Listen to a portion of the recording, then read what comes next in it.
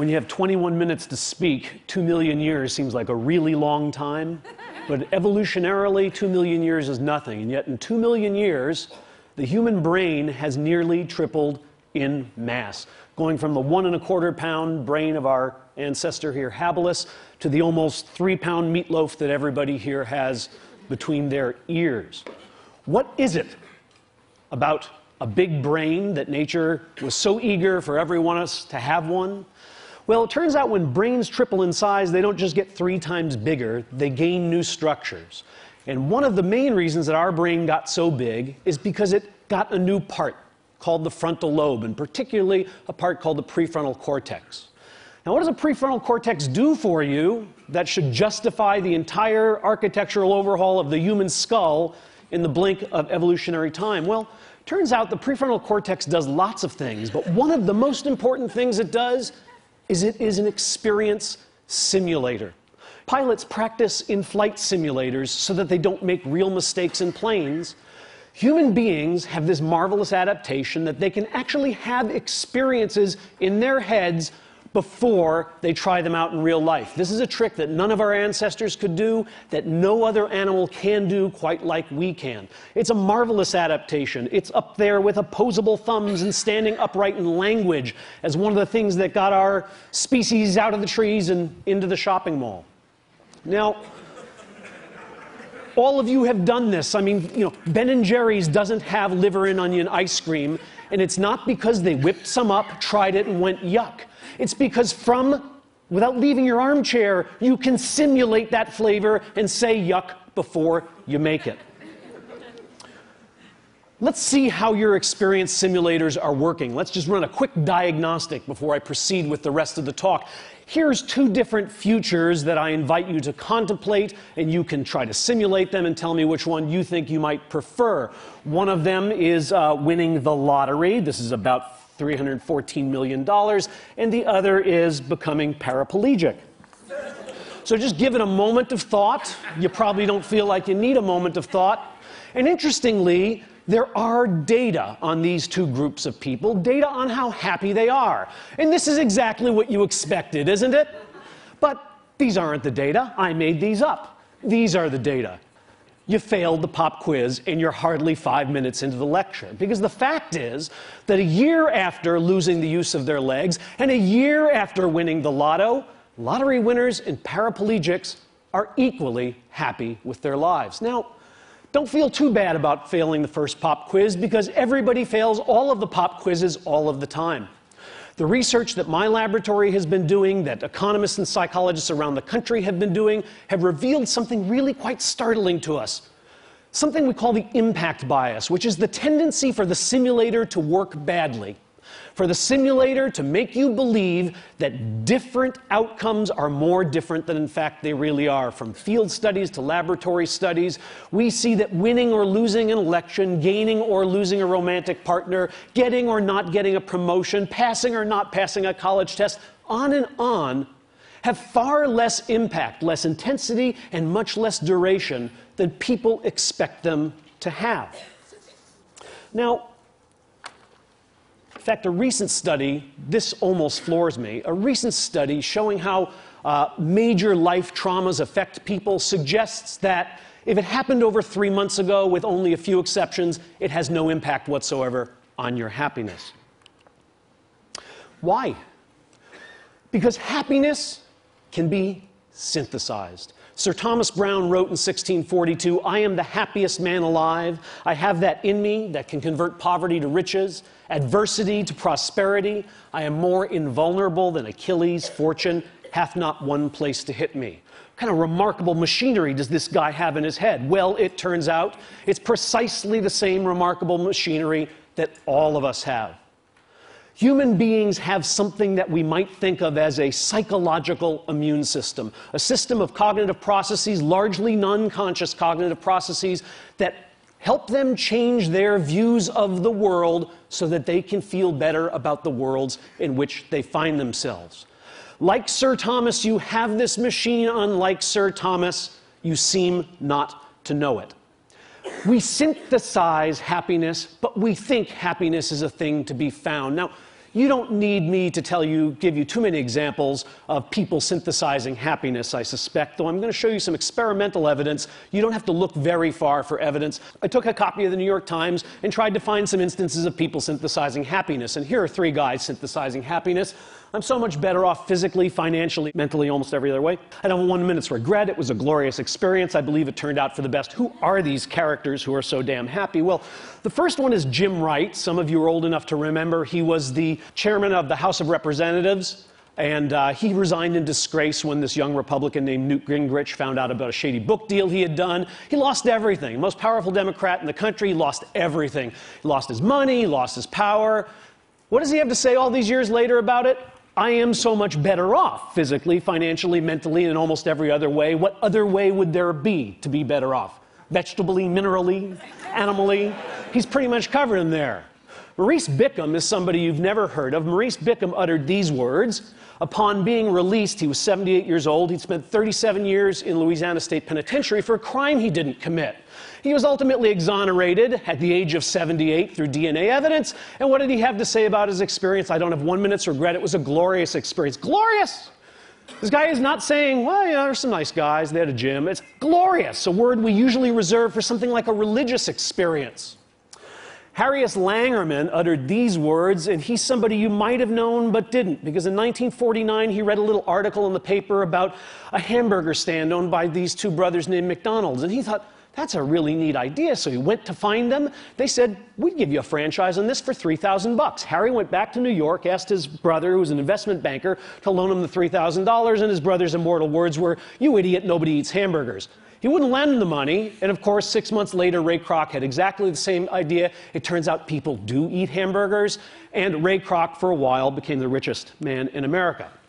Oh, and then finally, some of you recognize this young photo of Pete Best, who was the original drummer for the Beatles, until they, kind of like sent him out on an errand and snuck away and picked up Ringo on a tour.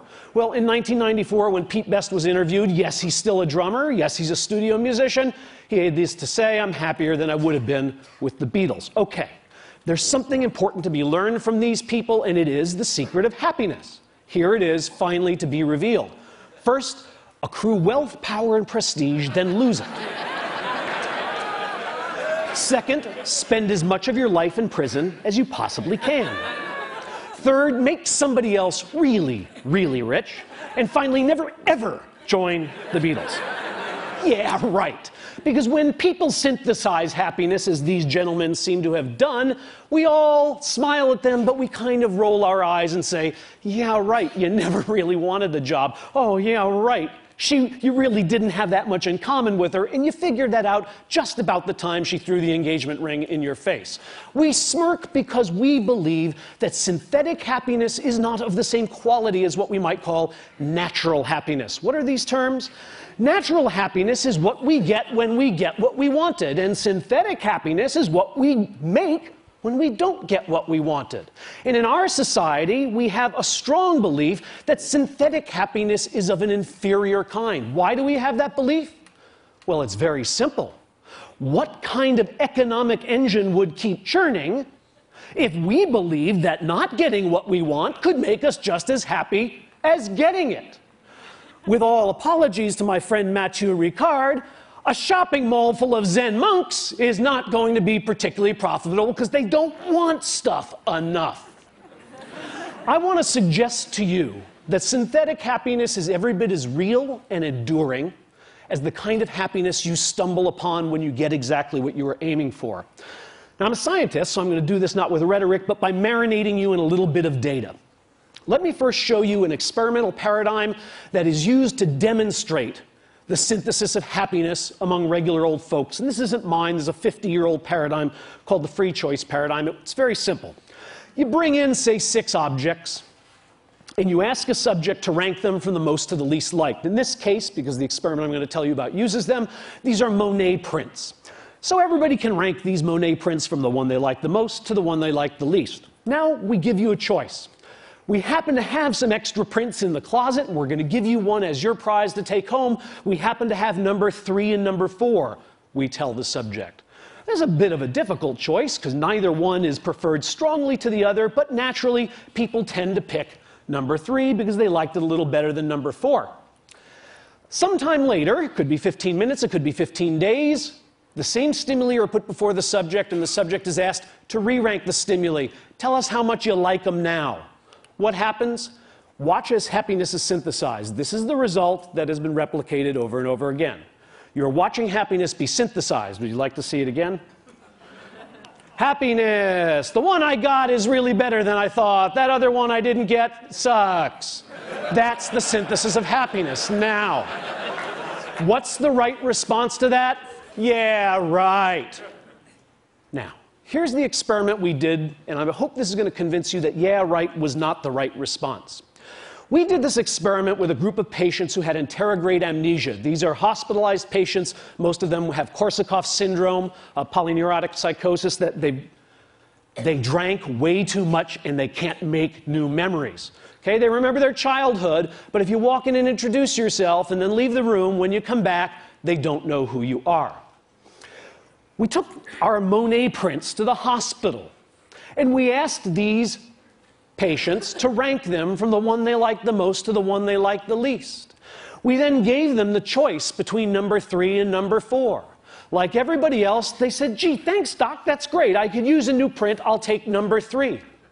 We explained we would have number 3 mailed to them. We gathered up our materials, and we went out of the room and counted to a half hour.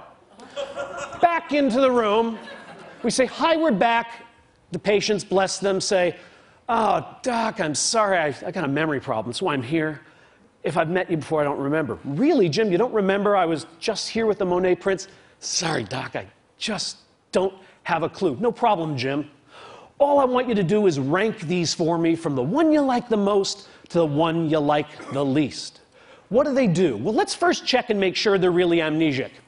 We asked these amnesic patients to tell us which one they own, which one they chose last time, which one is theirs. And what we find is amnesic patients just guess. These are normal controls. If I did this with you, all of you would know which print you chose. But if I do this with amnesic patients, they don't have a clue. They can't pick their print out of a lineup. Here's what normal controls do. They synthesize happiness, right? This is the change in liking score, the change from the first time they ranked to the second time they ranked. Normal controls show, that was the magic I showed you. Now I'm showing it to you in graphical form. The one I own is better than I thought. The one I didn't own, the one I left behind, is not as good as I thought. Amnesics do exactly the same thing. Think about this result. These people like better the one they own, but they don't know they own it. Yeah, right is not the right response. What these people did when they synthesized happiness is they really, truly changed their affective, hedonic, aesthetic reactions to that poster. They're not just saying it because they own it, because they don't know they own it. When psychologists show you bars, you know that they are showing you averages of lots of people. And yet, all of us have this psychological immune system, this capacity to synthesize happiness, but some of us do this trick better than others. And some situations allow anybody to do it more effectively than other situations do. It turns out that freedom, the ability to make up your mind and change your mind, is the friend of natural happiness, because it allows you to choose among all those delicious futures and find the one that you would most enjoy. But freedom to choose, to change and make up your mind, is the enemy of synthetic happiness. And I'm going to show you why. Dilbert already knows, of course. Dogbert's tech support, how may I abuse you? My printer prints a blank page after every document. Why would you complain about getting free paper? Free? Are you just giving my own paper? Egad, man, look at the quality of the free paper compared to your lousy regular paper. Only a fool or a liar would say that they look the same. Huh, now that you mention it, it does seem a little silkier. What are you doing? I'm helping people accept the things they cannot change. Indeed.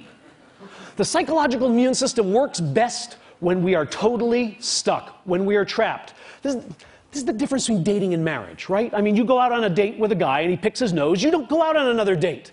You're married to a guy and he picks his nose. Yeah, he has a heart of gold. Don't touch the fruitcake, right? You find a way to be happy with what's happened. Now, what I want to show you is that people don't know this about themselves, and not knowing this can work to our supreme disadvantage. Here's an experiment we did at Harvard. We created a photography course, a black and white photography course, and we allowed students to come in and learn how to use a darkroom. So we gave them cameras, they went around campus, they took 12 pictures of their favorite professors in their dorm room and their dog and all the other things they wanted to have Harvard memories of. They bring us the camera, we make up a contact sheet, they figure out which are the 2 best pictures, and we now spend 6 hours teaching them about darkrooms, and they blow 2 of them up and they have 2 gorgeous 8x10 glossies of meaningful things to them, and we say, which one would you like to give up? They say, I have to give one up? Oh yes, we need one as evidence of the class project. So you have to give me one, you have to make a choice, you get to keep one, and I get to keep one. Now, there are 2 conditions in this experiment. In one case, the students are told, but you know, if you want to change your mind, I'll always have the other one here, and in the next 4 days before I actually mail it to headquarters, I'll be glad to, headquarters, I'll be glad to swap it out with you. In fact, I'll come to your dorm room and just give me an email. Better yet, I'll check with you. You ever want to change your mind? It's totally returnable. The other half of the students are told exactly the opposite. Make your choice, and by the way, the mail is going out, gosh, in 2 minutes to England. Your picture will be winging its way over the Atlantic. You will never see it again. Now, half of the students in each of these conditions are asked to make predictions about how much they're going to come to like the picture that they keep and the picture they leave behind. Other students are just sent back to their little dorm rooms, and they are measured over the next 3 to 6 days on their liking and satisfaction with the pictures. And look at what we find. First of all, here's what students think is going to happen.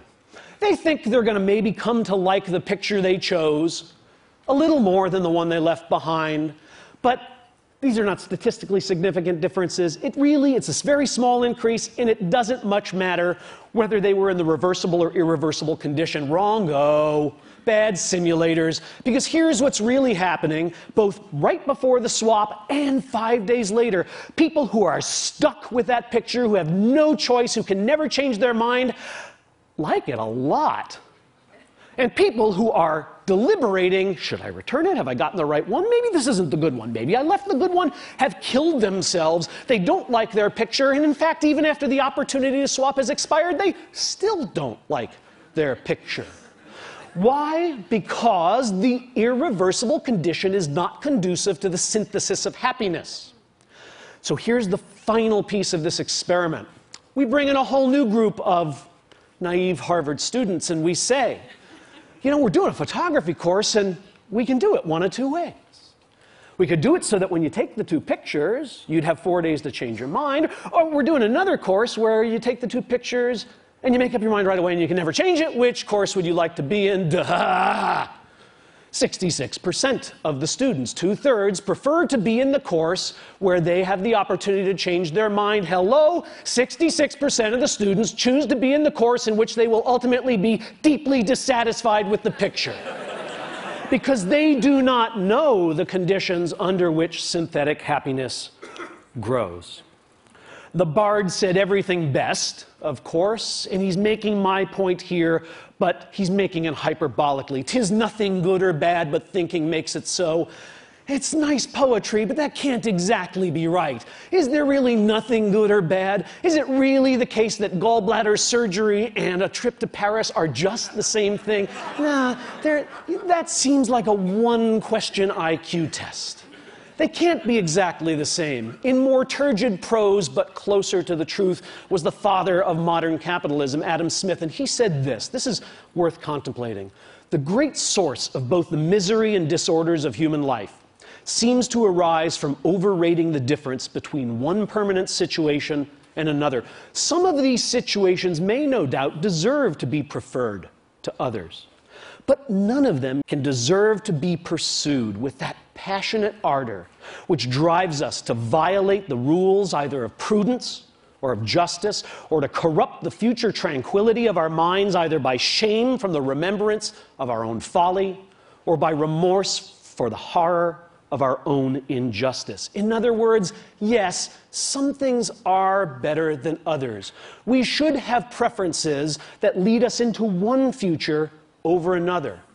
But when those preferences drive us too hard and too fast because we have overrated the difference between these futures, we are at risk. When our ambition is bounded, it leads us to work joyfully. When our ambition is unbounded, it leads us to lie, to cheat, to steal, to hurt others, to sacrifice things of real value. When our fears are bounded, we're prudent, we're cautious, we're thoughtful. When our fears are unbounded and overblown, we're reckless and we're cowardly. The lesson I want to leave you with from these data is that our longings and our worries are both to some degree overblown because we have within us the capacity to manufacture the very commodity we are constantly chasing when we choose experience. Thank you.